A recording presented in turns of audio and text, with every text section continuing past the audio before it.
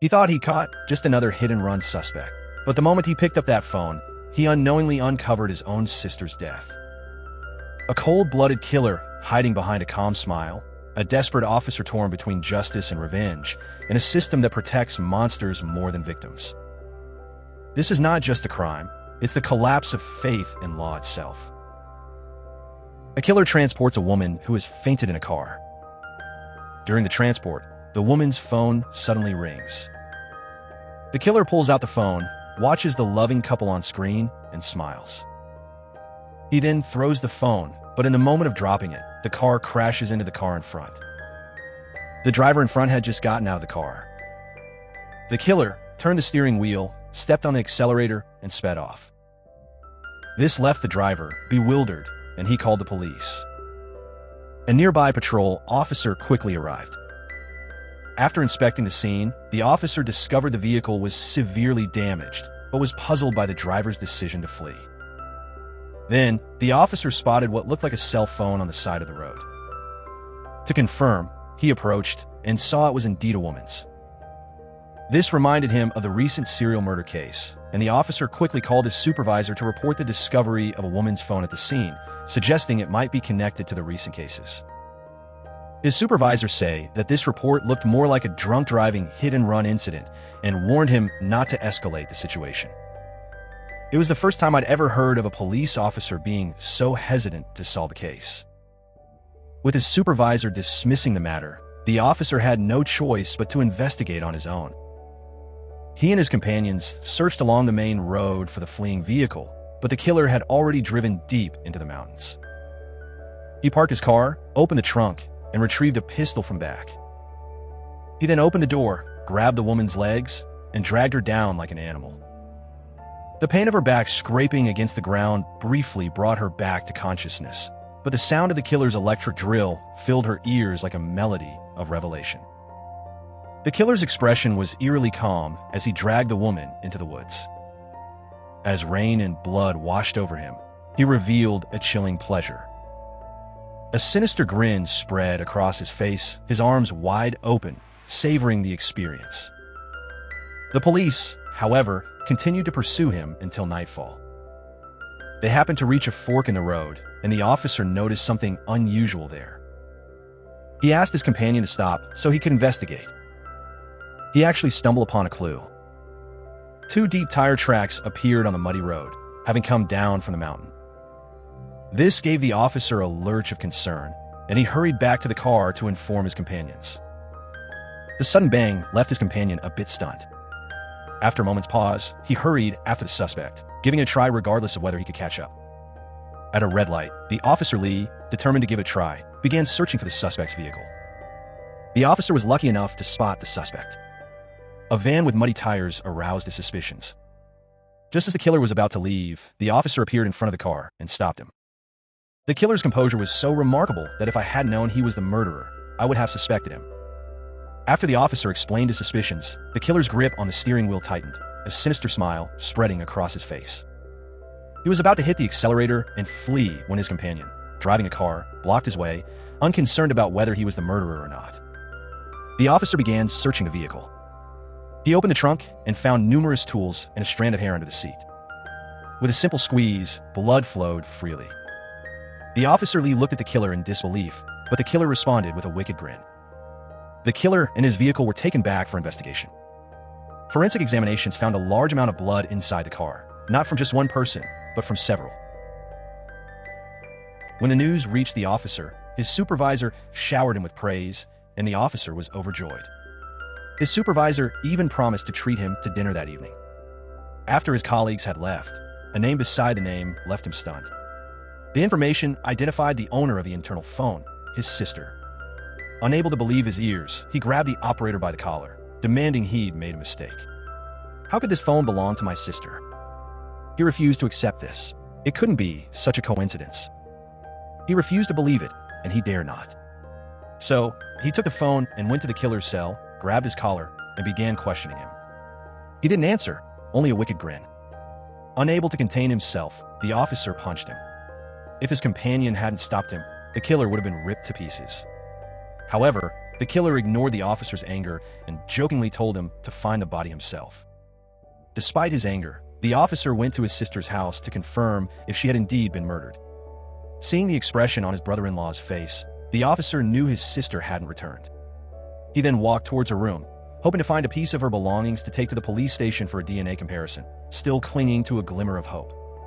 Meanwhile, the brother-in-law kept asking about his wife's condition. His calls went unanswered, and now that her brother had arrived, he knew something had happened. But the officer Lee ignored him, tossing around in bed. After taking a strand of his sister's hair, he told his brother-in-law, "Don't worry, I'm still confirming." In reality, the officer knew better than anyone that his sister had most likely been murdered. To reassure himself, he took the hair to the police station for confirmation. He sat outside the examination room all night until the medical examiner finally opened the glass door and emerged. The officer knew from the doctor's expression that his sister had been murdered. A day after the sister's disappearance, the police mobilized all forces to search the mountain for the demon's abode. The operation continued into the evening, and amidst the barking of police dogs, the officers finally discovered something fishy. They hurriedly began digging with shovels. Within 3 strokes, a decomposed head emerged. It wasn't the officer's sister's.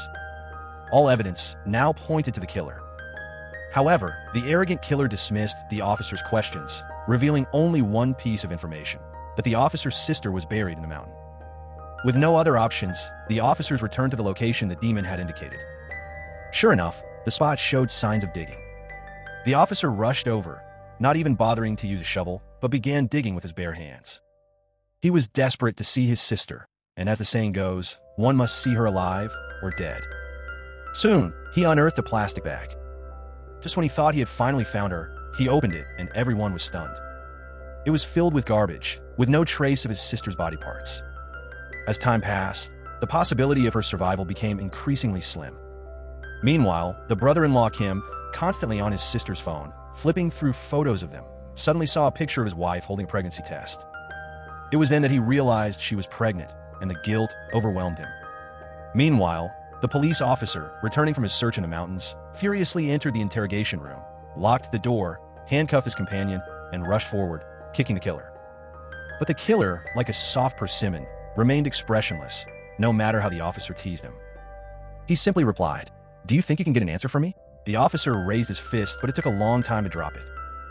Now, only the killer knew his sister's dead body, and he didn't dare to go too far. To get his sister's dead body, the officer did something unexpected. He knelt. Indeed, to learn his sister's, he actually knelt before the killer. This is family love. For his only relative, he had no choice. I believe that if it meant death, the officer would do it. But who was the killer? He gazed at the kneeling officer with a look of pure satisfaction. Finally, he told the officer to find the victim himself.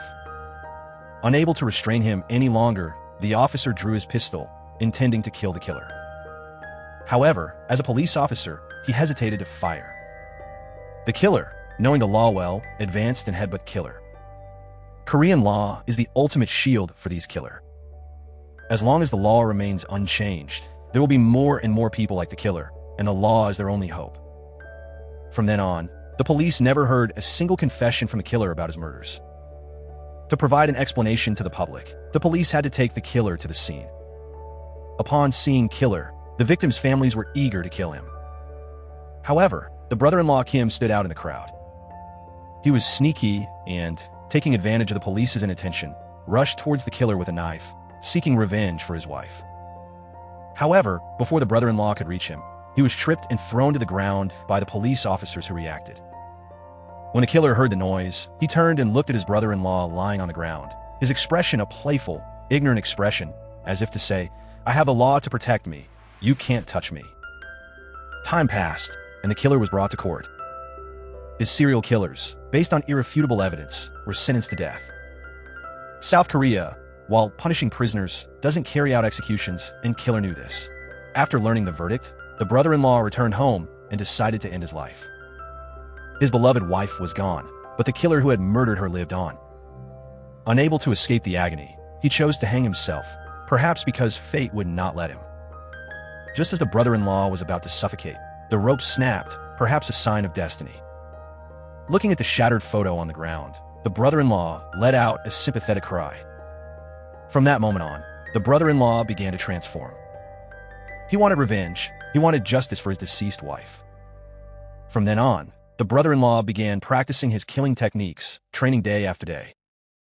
He believed that since the death penalty in South Korea was only a formality, the killer would eventually be released. Even if it took 10, 20, or 30 years, once he emerged, he would have a chance for revenge. However, the killer in prison wasn't idle either.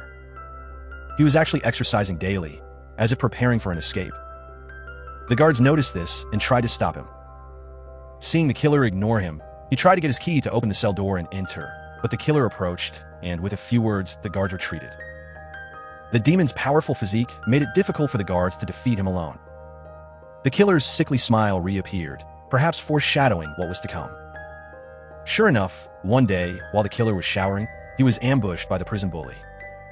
The killer, in prison, treated no one with respect, and even a murderer wouldn't be inferior to anyone, so the bully wanted to eliminate him. He was a ruthless killer, a reckless killer, each one a life-or-death struggle. He practiced constantly. Finally, he displayed his strength, lifting the prison bully with one hand. But the prison bully was no pushover.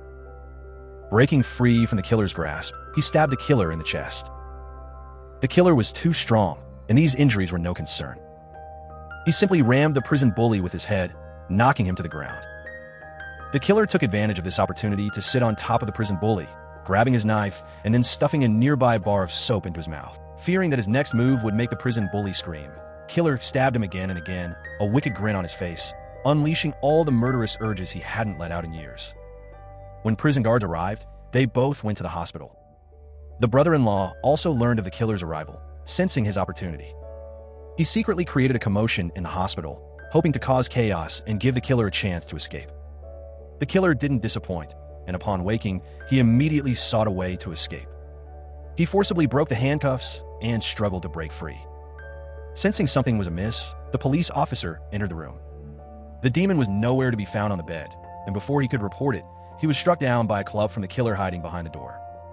Another man, hearing the noise, was struck in the neck by a club, instantly falling to the ground. He brutally killed both men. The killer dressed and attempted to leave, but the brother-in-law, who had been lying in wait, seized the opportunity and thrust a stun gun into his neck. The brother-in-law then led the killer to the mountain where he had murdered and buried his wife. He still wanted to know where his wife was buried, but the demon showed no fear of his threats. Unable to bear his rage, the brother-in-law stabbed the demon in the thigh. However, the demon was too clever, knowing his fate would be extinguished if he spoke. He wasn't foolish enough to trust someone who wanted to kill him. With no other options, the brother-in-law followed the killer's lead, stopping at a pile of rocks. The killer told him that this was where his wife was buried. Perhaps eager to find his wife, he had little reason to suspect the demon and instructed him to dig. After some digging, he discovered a bag, and Kim let down his guard. Just as he was about to approach to investigate, the killer struck him in the head with a hammer. This wasn't a burial ground. It was simply where the killer had buried his murder tools. Ironically, the killer had even taken out the murder weapon and dropped it next to the brother-in-law. None of this mattered to the brother-in-law. He simply wanted to know where his wife was buried. Perhaps the killer felt it was okay to tell him, so it pointed somewhere in the distance. Knowing the location, the brother-in-law rolled over and tried to crawl over. It's clear how much this husband loved his wife, having spent years hiding. Knowing her burial place, he couldn't bring her home. The police officer arrived, only to see the killer attacking the brother-in-law. When he reached the brother-in-law, he was gasping for breath, but he managed to gather his last breath and reveal his wife's burial place, wanting her to return home. After he finished explaining everything, the brother-in-law died, leaving the police officer heartbroken. He couldn't just let the killer go, so he chased it all the way, flew up and kicked the killer to the ground, and the two rolled into the weeds one after another. The police officer stood up and pinned the killer under him, swinging his angry fists. Every punch was filled with anger and hatred. His sister and brother-in-law died one after another. He picked up a stone and wanted to kill the demon, but his companions tried to stop him from a distance. Because he was a policeman, he had to pay for his duties, but the life and death of his relatives made him struggle inside. He wanted to avenge his dead relatives with his own hands, but the tight constraints of the law forced him to put down the stone in his hand. However, the killer showed a smug smile on his face, as if he was laughing at these ignorant people, and also at the incompetence of the police officer. At this moment, the police officer could no longer suppress his anger, and he was determined to kill the killer at the risk of being shot. Just as he raised the stone again, a gunshot rang out, and the police officer fell to the ground with a hole in his arm. His companions were also extremely angry at this time. Law did not protect those who should be protected, but it is used to protect these murderous killers. But what is the use of his accusations? The demons are finally taken away. The police officer thought about the killer's future life, enjoying 3 meals a day in prison, living a life protected by the law. But did those people he killed die in vain? No, he can't let him live anymore. The police officer pushed his companion away, pulled out the pistol at his waist, and ended the killer's life. The killer's smile was still on his face until his death. It must be said that this movie is not a movie that pleases the audience. It uses extreme darkness to force us to face the fragility of civilized society. In the end, justice didn't come from the law, it came from rage. The officer broke every rule to stop a man the law refused to punish. And as the killer died with a smile, the question remained, in a world where the law protects the wicked, who protects the innocent? This film doesn't just end, it haunts you long after the screen goes dark.